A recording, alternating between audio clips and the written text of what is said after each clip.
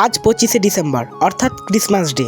তাই আমি ভেবেছি আজকে একটা বাড়িতে কেক বানানো যাক। যদিও আগে একবার বানিয়েছি, তখন অতটাও টেস্ট হয়নি। এবারে দেখা যাক টেস্ট হয় কিনা। তাই প্রথমেই দুটো ডিম ফাটিয়ে একটু গুলে নিয়েছি, তারপরে দিয়ে দিয়েছি হাফ কাপ চিনি, তারপরেও ভালো করে গুলে নিয়েছি। ডিম আর চিনিটাকে ভালো করে ফাটিয়ে তাতে অ্যাড করে দিয়ে দিয়েছি লেবু, তারপরে কিন্তু আবার একটু গুলে নিয়েছি। আমার মতো তোমরা কে কেক বানিয়েছো অবশ্যই আমাকে কমেন্ট করে জানাবে। তো এরপরে দিয়ে দিয়েছি 2 কাপ রুল ময়দা।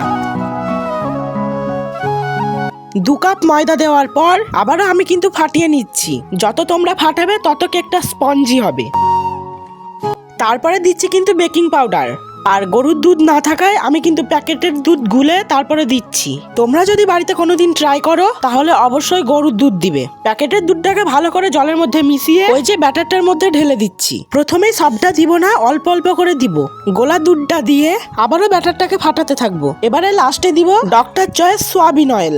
এই সয়াবিন তেলটা দিলে কেকের মধ্যে জাবজাবে ভাবটা থাকে না, তাছাড়া কেকটা খেতেও সুন্দর হয়। আজকে কেকটা আমি পুরোটাই উনানে করব। এবারে দেখো কড়াইতে আমি কিছুটা বালি দিয়ে দিয়েছি আর এই বাটিগুলোর মধ্যে আমি ময়দা মাখিয়ে রেখেছি। তো দেখো আমি কেকটা কিভাবে বসিয়েছি। আমার কাছে স্ট্যান্ড ছিল না, তাই আমি এভাবেই বসিয়েছি। আর এই যে এই উনানটা দেখতে পাচ্ছ, এই উনানটা আমার মাই তৈরি করেছে। কেমন লাগছে কিন্তু জানিও। কেকটা তৈরি করার সময় আমার একটু ভুল হয়ে গেছে। কেকটা এতটা ফুলে যাবে তা আমি বুঝতে পারিনি, তাহলে ছোট বাটির কেকটা সাইডে দিয়ে দিতাম। কেকটা দেখতে কিন্তু সেই লাগছে। এবারে আমি একটা কাঠি ঢুকিয়ে দেখবো যে কেকটা সিদ্ধ হয়েছে কি হয়নি। তো দেখো কেকটা পুরোপুরি হয়ে গেছে। এবারে আমি কেকগুলোকে নামিয়ে নিব।